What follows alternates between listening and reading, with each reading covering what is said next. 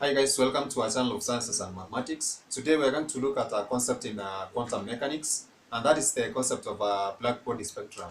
This concept of black body spectrum complements other experiments, of course, like the Compton effect, the photoelectric effect, and the Young's double slit experiment, which of course lays a basis for understanding the concept of wave-particle duality, which is a main principle in the development and maybe a contributing factor in the concept of quantum mechanics. Now, for today, we're going to look at shallowly the spectrum of the black body and try to see how we can be able to link it up with the Planck's quantum theory, which of course he postulated in order to support this specific behavior of the black body spectrum.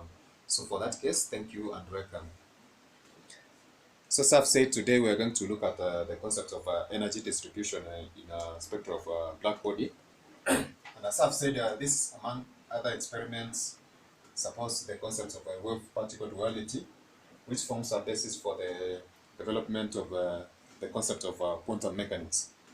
So in this particular topic, we're going to see that the behavior of this black body spectrum, when trying to compare the intensity against the wavelength, we're going to see a unique behavior, which of course some scientists over time tries to find out how they can be able to display or maybe explain this kind of a behavior, but it was later explained by Max Planck through the concept of the quantum theory, which we're going to see shortly. So in this case, we're going to see some of the fundamental principles that are being explained insofar as the concept of a black body is concerned.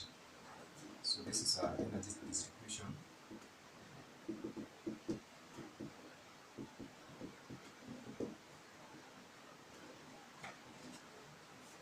Spectrum of a black body.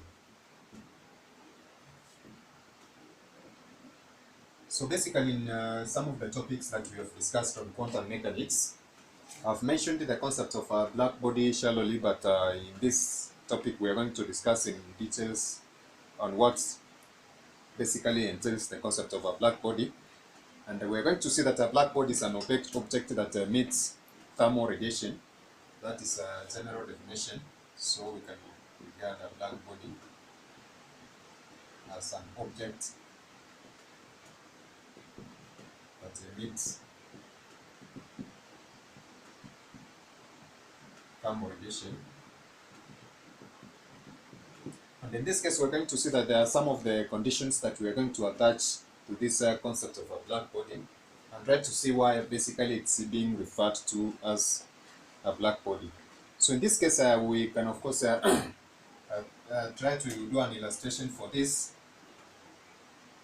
and I can maybe try to write an illustration for this by using this specific drawing that I've put on the board.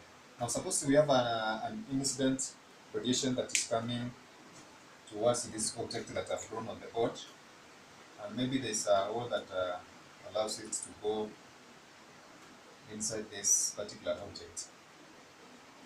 Now, as we studied the concept of light and heat, of course, we say that heat can be reflected. So in this case, we can have a situation whereby maybe this kind of energy is reflected in that particular object using this illustration. So I can say that this is an incident ray, or maybe a form of energy that is falling upon maybe a black body. So in this case, for a perfect black body, it absorbs all the incoming, of course, form of energy or light and does not reflect any. So at room temperature, we're going to see that this particular set of or kind of bodies will appear to be black, hence the term black body. So in this case, we're trying to see how the development of this concept of a black body came by. And we have said that if an incident radiation is coming and it is incident on the surface of a black body, then we are going to see that this incident radiation or ray that is coming in is going to be, of course, absorbed. And at room temperature, this body will appear to be black, hence the term black body. Now in this case, if this body is heated to high temperatures, the body will begin to glow, and then it will start emitting radiation from its surface, as we can be able to illustrate. So this is emitted radiation, as we can just illustrate using that specific object. Now in this case, we have said that if it is heated to higher temperatures, it will start to glow, and it will start to emit what we call a thermal radiation. Now if we try to have maybe try to describe this kind of radiation using maybe the characteristic, or maybe a comparison between some variables like intensity against the wavelength of the radiated energy, then we're going to have a specific curve that I'm going to draw on the board.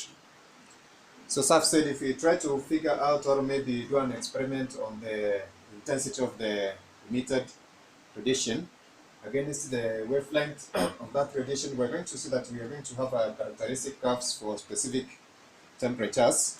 And in this particular range of wavelength that I've given in dotted lines, this is a range for visible light.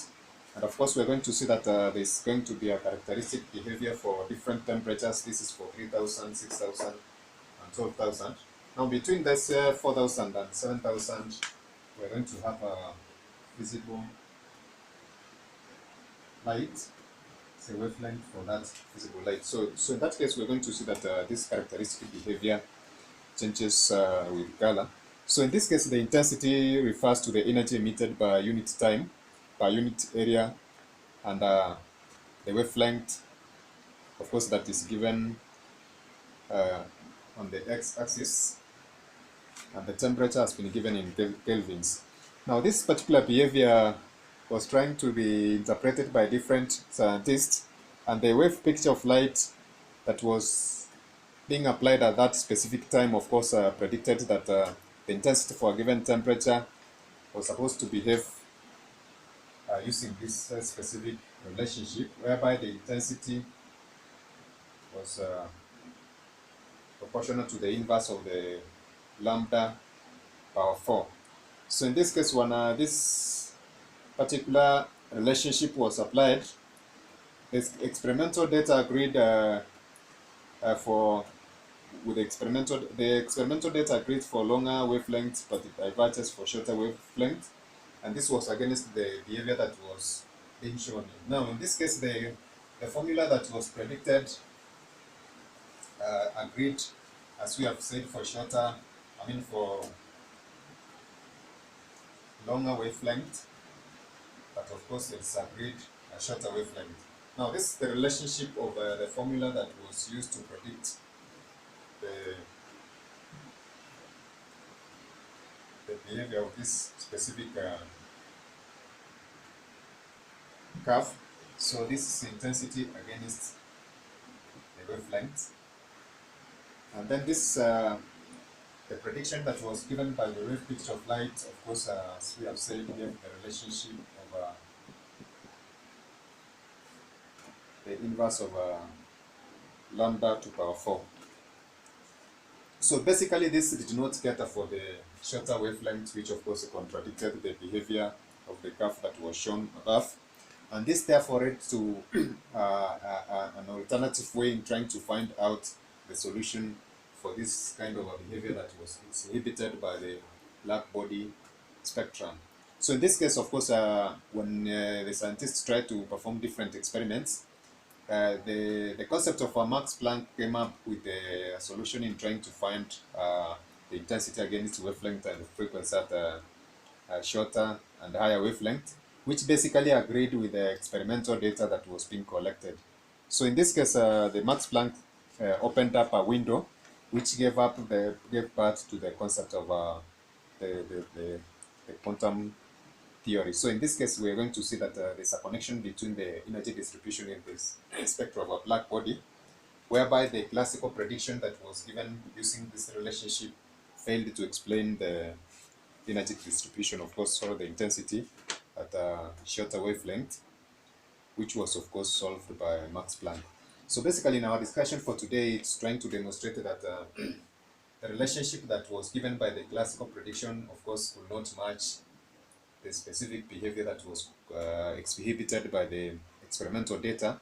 So therefore, there was need for this particular kind of a behavior to be explained.